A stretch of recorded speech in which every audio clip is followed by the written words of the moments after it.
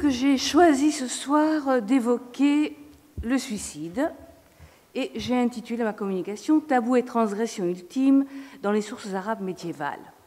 Donc des petites, je dirais, mises au point dès le départ. Tabou et transgression, comme l'a dit le professeur Romer ce matin, dans le cadre de l'islam, ce sont deux mots qui n'existent pas. C'est-à-dire que lorsqu'un chroniqueur, puisqu'il va s'agir en tant que sources arabes de chronique, quand un chroniqueur relate le suicide d'un individu, il n'évoque ni tabou ni transgression, car il n'y a aucun commentaire d'ordre moral. Donc ces deux mots sont bien évidemment exclus. Alors pourquoi le suicide? J'aurais pu choisir d'autres types de transgressions, la consommation d'alcool, de vin, de hashish, ou encore la prostitution, l'homosexualité, mais j'ai choisi un thème qui est commun aux trois monothéismes, le suicide. Tout simplement parce que pour le judaïsme, le christianisme et l'islam, c'est un acte contre nature. Celui qui se tue, quel que soit le moyen utilisé, attente à une vie que Dieu lui a interdit de tuer sans raison valable. Et dans le cadre de l'islam, la vie de l'homme n'est pas sa propriété, car il ne s'est pas créé lui-même, ce n'est qu'un dépôt que Dieu lui a confié. Alors, toute la question est tout de même la question du suicide, car s'il n'est pas admis par l'islam, les textes ne semblent pas avoir une position ferme sur le sujet. D'après Franz Rosenthal, que je cite, le Coran renferme plusieurs passages, sourate 2, versets 51-54, sourate 4, 66-69, sourate 18, versets 5-6, qui pourraient être interprétés, mais en fait ne le sont pas, comme une attitude positive et même indulgente à l'égard du suicide qui n'y est nulle part formellement interdit. Le passage le plus pertinent à cet égard, sourate 4, versets 29-33, « Et ne tuez pas vos âmes », est souvent invoqué comme preuve de la prohibition du suicide par Allah. Le prophète lui-même désapprouvait le suicide et plusieurs hadiths ne laissent aucun doute sur sa condamnation par l'islam. Et je ferme la citation Rosenthal. On trouve cette réprobation tardive du suicide dans les deux autres religions monothéistes, car ni l'Ancien Testament ni le Talmud ne se prononcent fermement contre la mort volontaire, même si ces écrits expriment leur aversion vis-à-vis de cet acte qu'ils jugent répréhensible. Alors ce que je vous propose aujourd'hui est basé, j'ai mis sources arabes médiévales, sur 7 chroniques historiques et qui concernent la période mamelouk, plus précisément les années 1468-1516, et j'ai répertorié pour cette période 28 morts volontaires. Alors, période mamelouk, c'est une période qui débute avec 1250, lorsque les Mamelouks battent Saint-Louis à la Mansoura, et qui se termine en 1516-1517. Les Ottomans conquièrent l'Égypte et la Syrie et s'emparent donc de ces régions. Alors, dans le cadre de cette communication, j'ai divisé ma communication en 3 parties. Le suicide, les mots pour le dire, le suicide, un tabou, et le suicide, l'ultime transgression. Et tout d'abord, les mots pour le dire, et vous comprendrez pourquoi les auteurs ne commentent pas le suicide. La lecture des chroniques ouvre le champ des discussions linguistiques qui ont une grande importance. Quand on cherche quelques indications sur le suicide dans l'encyclopédie de l'islam, on se réfère à l'article intitulé « Intihar ». Or, les mots « intihar » et « muntahir », qui signifient « suicide » et « suicider », ne figurent pas dans les chroniques historiques de l'époque médiévale. D'après Franz Rosenthal, le mot « intihar » signifie le fait de se suicider en se perçant ou en se tranchant la gorge, mais précise-t-il à une époque indéterminée. Quant au second, « muntahir », suicider, il est peut-être d'une acception moderne, ce qui expliquerait son absence des textes médiévaux. Alors, le terme intihar évoque une action que l'on peut visualiser. L'individu se tranche ou se perce la gorge. C'est avant tout à une image corporelle, à un acte concret que renvoie ce terme.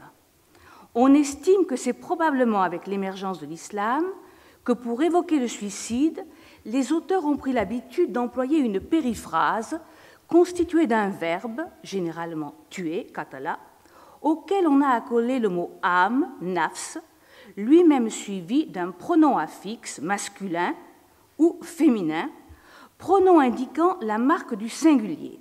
En effet, dans les textes que j'ai consultés, le suicide est un acte individuel, on ne trouve aucun suicide collectif et aucune des morts volontaires que j'ai répertoriées ne s'apparente à un suicide héroïque. C'est le verbe employé, suivi de l'expression « son âme », qui indique le mode de suicide. Par exemple, il s'est tué, katala nafsahu, dans tous les cas avec une arme tranchante. Les autres expressions que j'ai recensées renvoient à la pendaison, à l'action de se trancher la gorge, et enfin à celle de se jeter d'un lieu ou dans un lieu. On remarquera l'ambivalence de ces différentes formules qui juxtaposent des verbes évoquant des actions physiques brutales, mettant le corps au premier plan, à cet esprit, j'ai mis le mot entre guillemets, qu'est l'âme. On notera également la violence et la force des images si on les traduit littéralement. Il a tué son âme, il a pendu son âme, il a égorgé son âme et il a jeté son âme. Image qui donne à l'acte une réalité charnelle ainsi que l'implication religieuse qui en découle. On imagine sans peine l'impact de telles formules sur les croyants car elles suggèrent un rejet de l'islam. L'homme non seulement oublie toute humilité, toute modestie, mais en plus il se substitue en quelque sorte à son créateur en abrégeant volontairement sa vie, alors que cette décision revient à ce dernier et à lui seul. Toutefois, certaines morts volontaires sont suspectes aux yeux des auteurs, et tout particulièrement celles qui sont dues à l'absorption de substances toxiques. Comment savoir si le mort a ingurgité la boisson ou le plat de son plein gré, ou si on l'a empoisonné, et par conséquent si l'on n'a pas affaire à un homicide maquillé. Aussi, l'annonce du suicide est-elle toujours précédée de l'expression « on raconta » wakil, expression qui sous-entend une réserve ou qui du moins indique une certaine prudence de la part du chroniqueur. Alors le suicide est un tabou, c'est le crime contre soi-même, et il occupe la 29e place dans la classification de l'ouvrage d'Al-Zahabi, intitulé Kitab el-Kabaïr, c'est-à-dire le livre des péchés majeurs. Comment évoquer un acte considéré comme un péché mortel, condamnant celui qui l'a accompli à la damnation éternelle? Comment aborder un tabou? Que dire sur l'homme et sur l'acte, mais également sur les motivations, car celui qui se donne la mort transgresse tout à la fois l'islam et l'umma, c'est-à-dire la communauté musulmane. Ainsi que l'a écrit Claude Gauvard à propos de la société chrétienne occidentale, le suicide provoque un désordre dont la société parvient mal à se remettre. Il est évident que pour la famille, le suicide reste un acte honteux, car bien souvent, il la met directement en cause. Toutefois, doit-on taire le suicide ou, au contraire, doit-on en parler, et dans cette dernière hypothèse, en quels termes? L'infraction relevant de l'intime, les occurrences fluctuent bien évidemment en fonction des auteurs. Si Abdelbassit ibn Khalil mentionne 17 cas, alors que sa chronique couvre 24 années, pour sa part, Al-Sakhawi n'en consigne qu'un pour une durée à peine supérieure, soit 26 années. Par ailleurs, Ibn Iyas, qui fut l'élève de Abdelbassit, a amplement puisé dans l'œuvre de son maître pour écrire la sienne, mais curieusement, il n'a pas retenu toutes les morts volontaires qui y sont signalées. Il a opéré une sélection, ne retenant que les personnages importants à ses yeux, 3 mamelouks et un administrateur. On observe une attitude similaire chez les auteurs damascains. Si Ibn Touloun, donc pour la même période, recense 3 suicides à Damas, Ibn Tawk n'en retient aucun. Néanmoins, les quelques lignes qu'Al-Bousraoui consacre en février 1495 à Shams el-Din Mohammed el-Toulouki, grand cadi malékite à Damas, nous amènent à nous demander quelle était la perception que la population, ou du moins certains lettrés, avait de la mort volontaire à la fin du XVe siècle. Ibn Toulouki, qui pratiquait les pots de vin, avait été appelé au Caire par le sultan Caïd Bey et il était emprisonné. D'après les rumeurs, les oulémas, malékites, les savants, estimaient que le cadi se trouvait dans une situation vraiment difficile, car il faisait figure de kafir, c'est-à-dire d'incroyant. 3 possibilités s'offraient à lui. Il pouvait enfreindre la folie, se suicider ou se rétracter. Al-Toulouki sera finalement libéré en septembre 1995 et réintégrera le poste de grand cadi malékite à Damas en novembre 1496. Quoi qu'il en soit, le fait que le suicide ait été une des solutions envisagées pour sortir d'une situation apparemment sans issue laisse perplexe, et le plus surprenant est sans doute qu'elle ait été énoncée aussi froidement. Mais peut-être cette option était-elle envisageable dans le cas d'un homme soupçonné d'incroyance, que risquait son âme qui était déjà perdue. Si le suicide est assimilé à un délit, les cas de mort volontaire sont bien loin d'être quantitativement aussi importants que d'autres crimes tels que le vol ou l'homicide.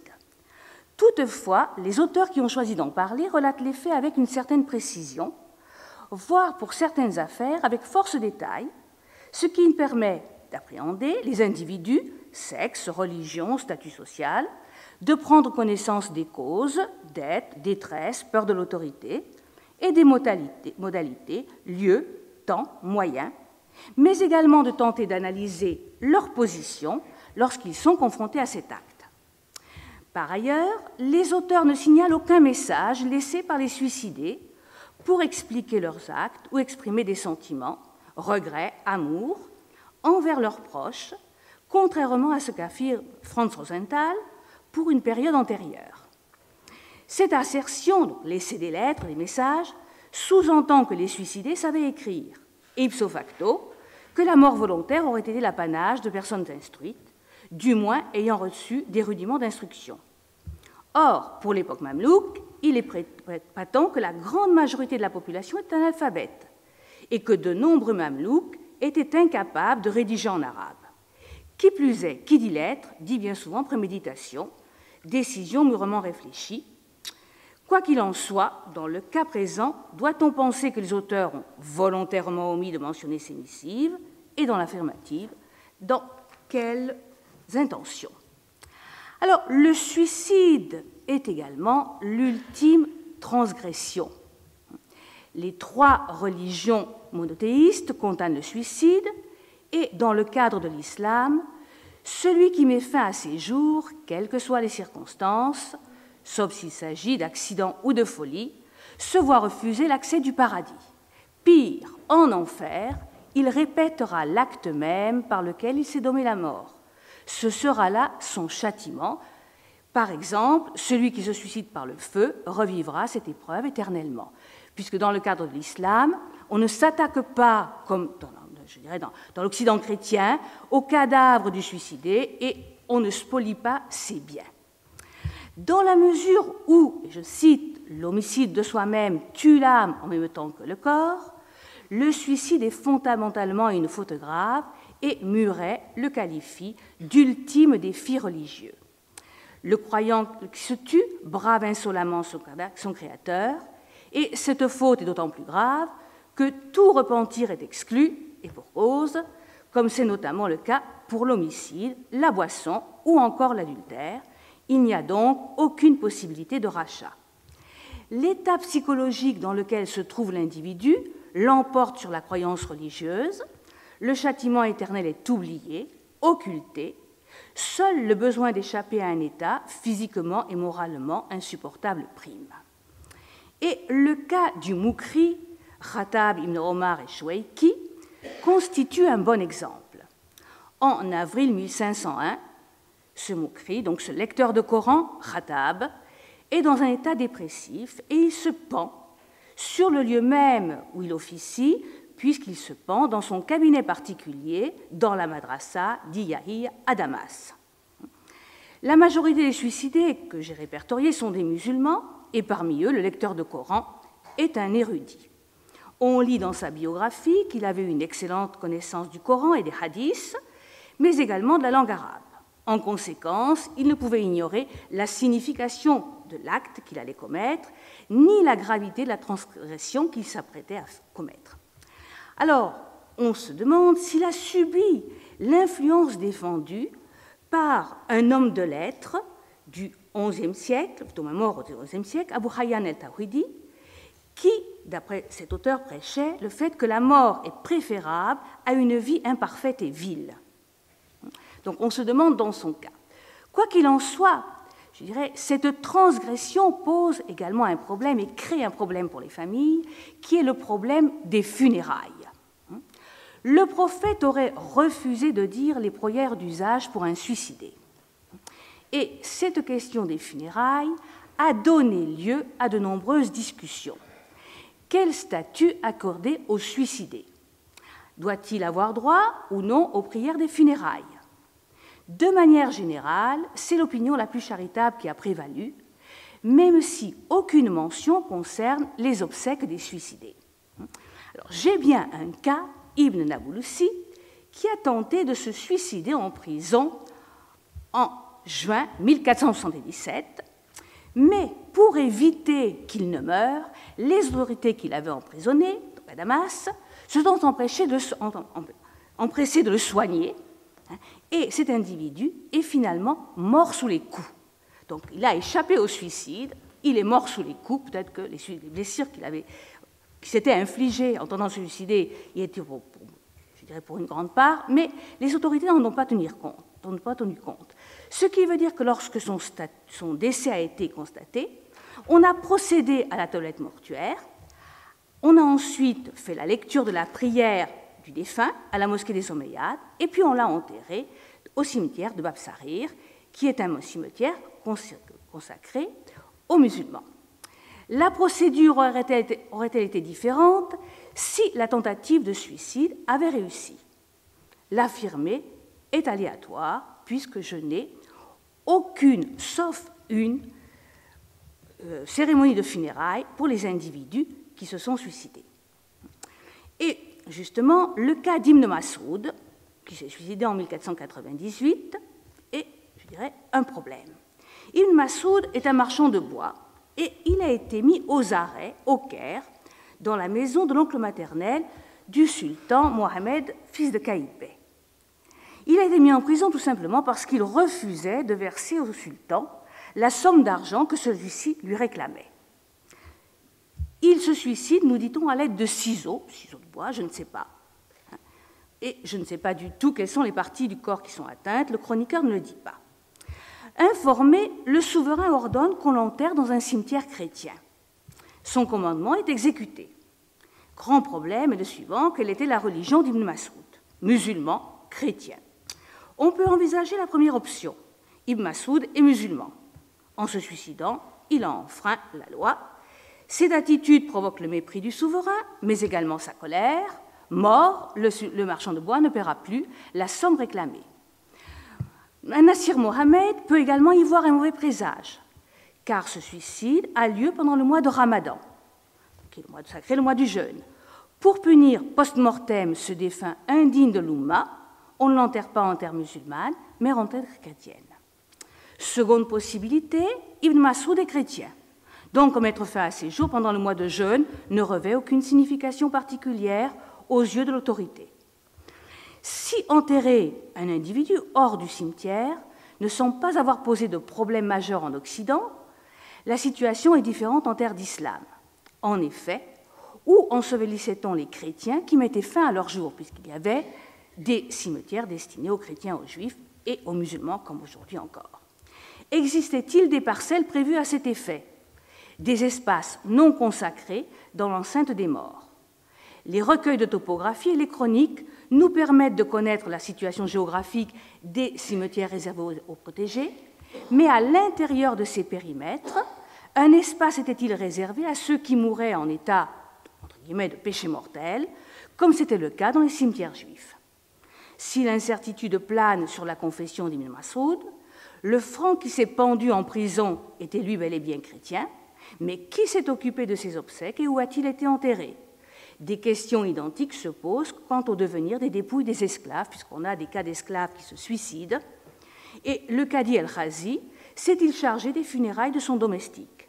De la même manière, qui s'occupait des femmes qui se suicidaient en prison? Des âmes charitables s'occupaient-elles du ramassage des cadavres, de la toilette mortuaire, ainsi que de l'ensevelissement? Donc, en conclusion, la condamnation du suicide est unanime et sans appel pour l'islam, à moins que celui qui attend à ses jours ne soit fou. Pour la période retenue, 28 suicides ont été relevés, et il est difficile de dire si ce chiffre correspond à la réalité. Nul doute que certaines morts volontaires, peut-être en fonction des circonstances ou du procédé utilisé, n'ont pas été identifiées comme telles. Pour les auteurs, évoquer le suicide et le suicidé est difficile. C'est reconnaître implicitement que, quels que soient les motifs, il y a une fracture au sein de l'Oumma. En effet, celui qui met fin à ses jours se condamne lui-même au châtiment éternel.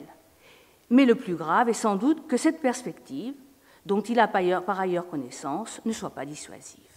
Je vous remercie de votre attention.